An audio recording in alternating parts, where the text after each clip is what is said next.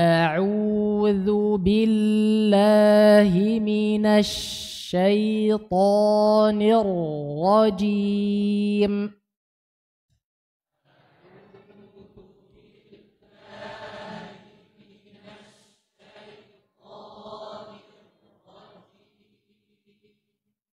كنت بحسن في مسجد روضة الجنة وكان في أخطاء كثيرة جدا، أخطاء كثيرة جدا.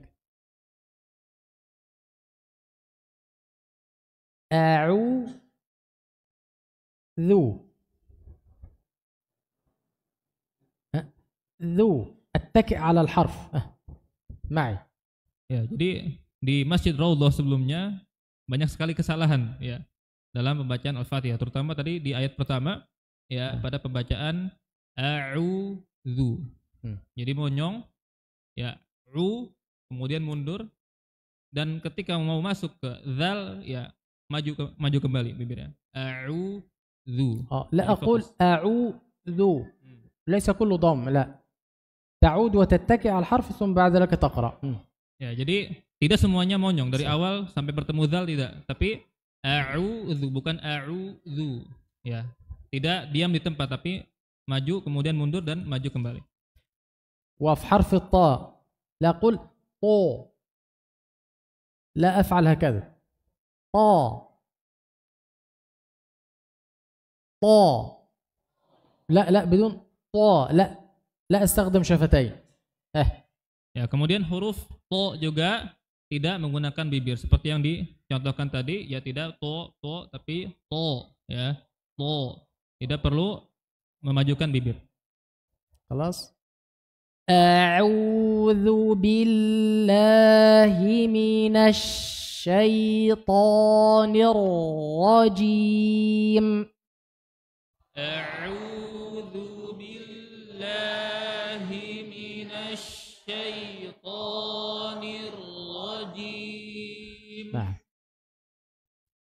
بسم الله الرحمن الرحيم.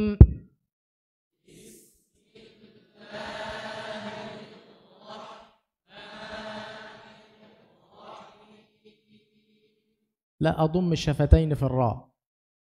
Jangan dimonyongkan bibir itu. Saya merhatikan tadi. Di huruf ra ya, jangan dimonyongkan. لا أقول الرحيم، لا. Ya, tidak perlu monyong, tidak perlu. الراء ليست من الشفتين. Ya, ra bukan dari dua bibir ya. انظر الصفير في السين، واضح. بسم الله بدون بدون أن أضم هذا. بسم الله الرحمن الرحيم. بسم الله الرحمن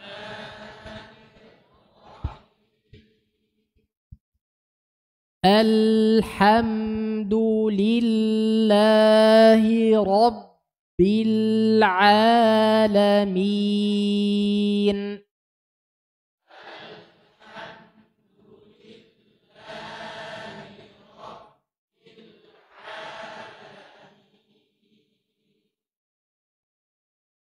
كنا نشرح في الحرف المقدر والمحقق، كنا نشرح في الحرف المقدر والمحقق.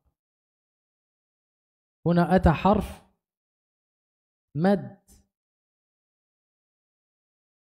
في الياء، حرف مقدر قبل المد حرف ميم، فلا أريد حرف المد من الخشوع، لا أقول الحمد لله رب العالمين. خطأ، هذا خطأ. العالمين لا يوجد خشوع، هذا صحيح. ايش ya, tadi kita bahas ya ada makhraj muqaddar dan muhaqqaq. Dan pada akhir ayat ini tergabung di dalamnya makhraj muqaddar dan muhaqqaq. Itu yang muqaddar tadi huruf ya, ya sukun sebelumnya kasroh, dan yang muhaqqaq tadi apa? Huruf mim. Ya, mim ini jelas dari bibir. Dan Syekh tidak ingin ya yang benar itu tidak dengan gunnah. Syekh tidak ingin antum membaca dengan gunnah, ya. Jadi jangan dibaca alamin ya, dengan bibir, dengan hidung, tapi tanpa suara dari hidung. Alamin tidak terpengaruh dengan huruf mim, karena mim dari bibir dan ya tadi bersih dari suara hidung. واضح. الحمد لله رب العالمين.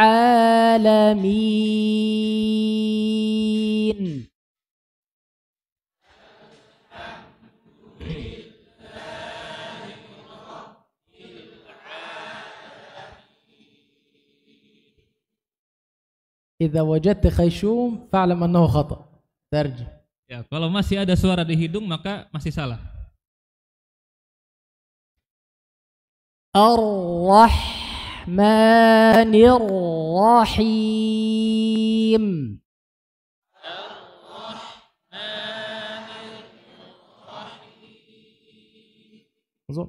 Ar-Ra tafkhim.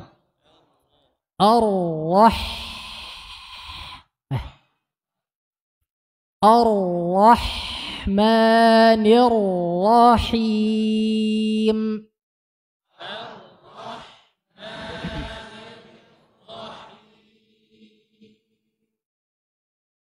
Maliki yaumiddin.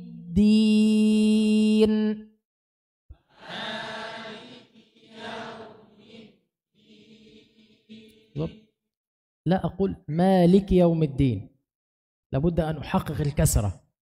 مالكي مالكي مالكي يوم الدين.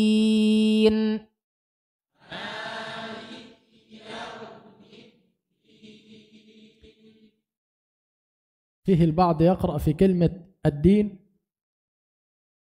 يقرأها مشابهة لكلمة التين والتين والزيتون، ويقول التين مالك يوم التين، فغير المعنى.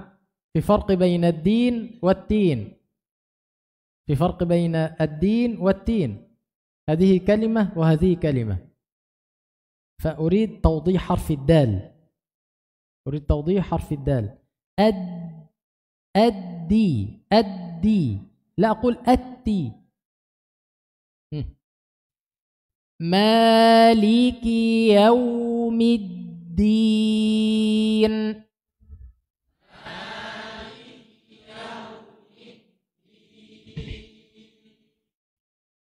إياك نعبد وإياك نستعين.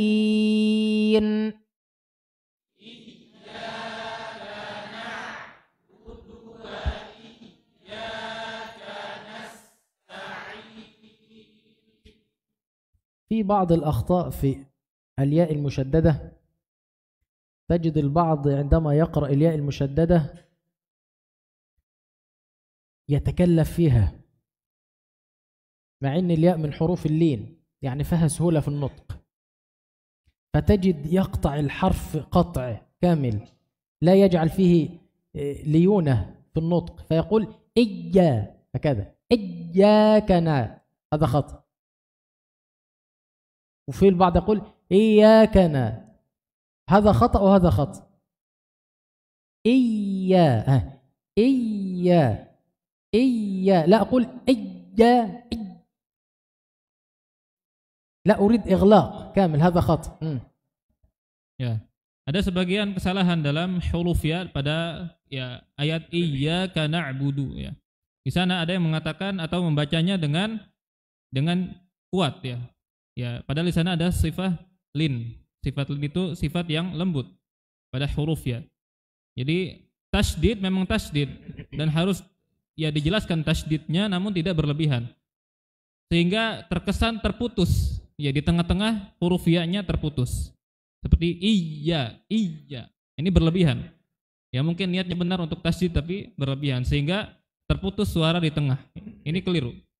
Dan sebagiannya lagi terlalu bermudah-mudah tanpa tasydid. Iya ya. Iya lah. Keduanya salah. Jadi pertengahan ya. Iyyaka nah, seperti yang dicontohkan Syekh. إياك حرف العين من الوسط. لا أقول إياك نعبد. هذا إندونيسي. هذا اللهجة الإندونيسية. ترجم. Ya, huruf ain tadi iyyaka ya, ainnya diperjelas di tenggorokan bagian tengah. Tidak dibaca na'budu. Ini ya logatnya orang Indonesia. Ainnya enggak jelas ya. Ainnya enggak jelas. بتكئ على المخرج. مكان المخرج مخرج العين. شو اسمع؟ إياك واضح. إياك نعبد وإياك نستعين. إياك نعبد وإياك نستعين.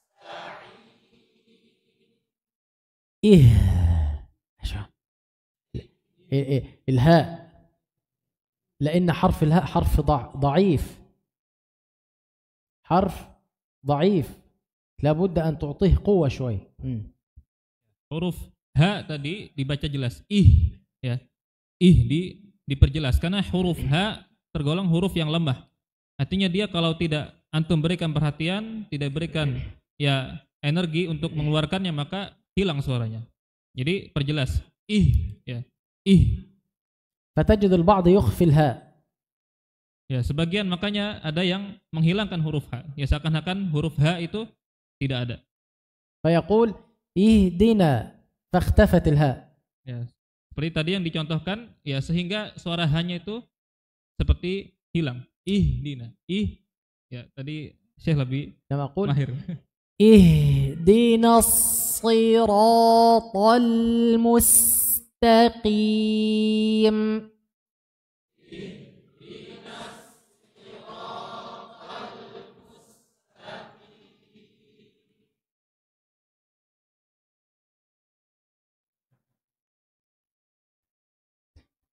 تعبت من هذا الأمر.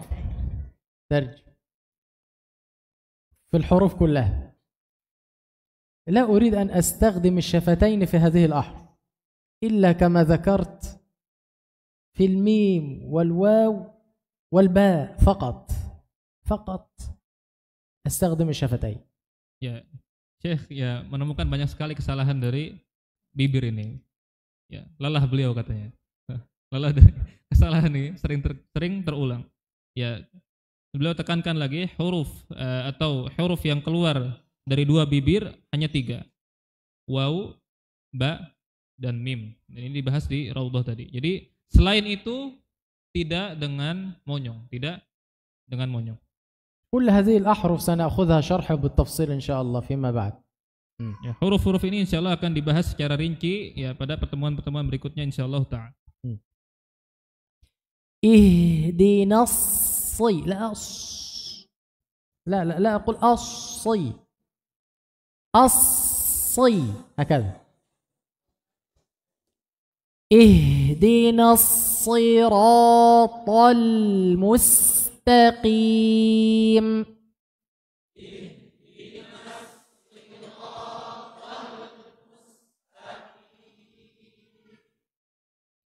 صراط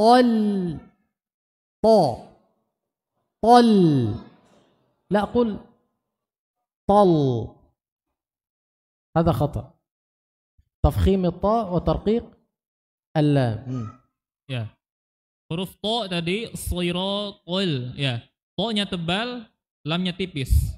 Ya, jangan lam tadi jangan dibuat tebal. Jangan tol tapi tol. Ya, dibaca dengan tipis. صراط الذين أنعمت عليهم غير المغضوب عليهم صراط الذين أنعمت عليهم غير المغضوب عليهم. لا، أنا لم أوصل. ما هنا إذا وصلت لا تستطيع أن تكمل ترجم. Ya, Syekh tidak menyambung ya. Kalau antum sambung tadi nggak akan kuat nafasnya. أنا رحيم بيك. Syekh katanya apa lemah lembut ke antum, nggak mau ya, syadid nggak mau. نقف هنا حتى يستريح النفس ثم بعد ذلك نبدأ غير. وهذا شرحناه في المسجد أن عند حفص لا يوجد عنده وقف هنا في عليهم الأولى، يعني هناك 10 قراء يوجد 5 من القراء يقفون لأن عندهم البسملة رأس الذي يقف عند البسملة ليست رأس آية، وهناك 5 من القراء 10 يصلون لأن عندهم البسملة رأس آية. وفي عد المصحف عدد الآيات عدد آيات الفاتحة باتفاق كم؟ 7. فهناك 5 من القراء يقفون لأنه أو عندهم لا يوجد عندهم البسملة آية من الفاتحة، وال5 الآخرين يصلون لأن عندهم البسملة آية من الفاتحة. Ya, kita berhenti pada akhir ayat dari Al-Fatihah ini pada alaihim yang kedua ya. Shiratal ladzina an'amta alaihim ghairil maghdubi alaihim. Berhenti di sini. Mengapa demikian? Ya, pertama agar antum bisa bernafas ya. Kalau antum nafasnya belum panjang maka berhenti di sini. Yang kedua, ini pembahasan riwayat ya, sebagaimana dibahas tadi di Raudhah, kita singgung sedikit di sini.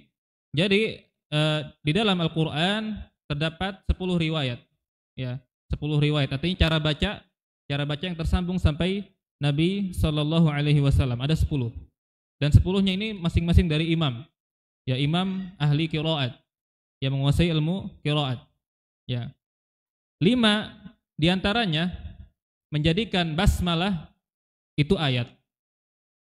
Di antaranya lagi 5 sisanya tidak menjadikan basmalah sebagai ayat. Artinya basmalah bukan termasuk Al-Fatihah. Bukan termasuk Al-Fatihah. Adapun sisanya basmalah masuk. Dan jumlah ayat di dalam Al-Fatihah yang disepakati oleh ulama, semuanya sepakat bahwa jumlah ayat dalam Al-Fatihah ada 7 ayat. Sehingga ya riwayat yang kita gunakan riwayat Hafiz an Asim ya. Ya, Imam Hafiz dari gurunya Asim mengatakan bahwa ya basmalah itu bukan termasuk ayat. Basmalah bukan termasuk ayat. Sehingga ya menjadikan akhir dari ayat ini tidak dipisah, artinya tersambung. Sisanya adalah ya 5 sisanya itu mengatakan bahwa basmalah adalah termasuk ayat. Sehingga ditemukan nanti ya di 5 qori atau di 5 riwayat sisanya pada akhir ayat tersebut ada ayat, maksudnya terbagi 2. Shiratal ladzina an'amta alaihim ini ayat, ghairil maghdubi alaihim waladdallin ini ayat sendiri. Ya, ini pembahasan dari sisi riwayat. واضح؟ وأبدأ من عند غير من هنا مرة أخرى. غير المغضوب عليهم ولا الضالين.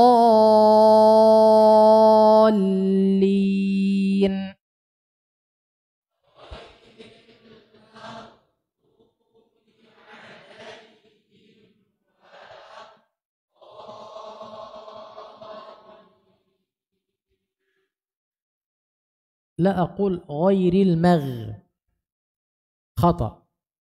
غير المغ تفخيم. وفي حرف الضاد لا أقول المغدو، دو هذه دال، ضو تفخيم. غير المغضوب عليهم ولا الضالين.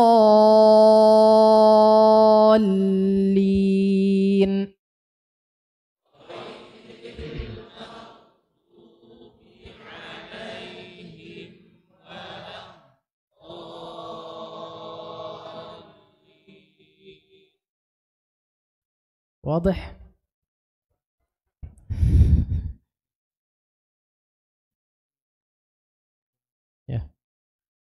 Ya tadi Afwan ada kesalahan sedikit ya, keliru tadi untuk riwayat Hafs ya yang kita gunakan basmalah termasuk ayat ya, sehingga ayat terakhir dari Al-Fatihah itu seluruhnya tersambung ya, siratal ladzina an'amta 'alaihim sampai akhir ini tersambung. Adapun di riwayat lain maka basmalah bukan termasuk ya, bukan termasuk ayat, sehingga dipecah ayat terakhir menjadi 2 ayat ya, berhenti pada siratal ladzina an'amta 'alaihim, berhenti ini 1 ayat, sisanya sampai akhir itu adalah ayat lain. Jadi yang benar Hafs itu mengatakan bahwa basmalah termasuk dari ayat.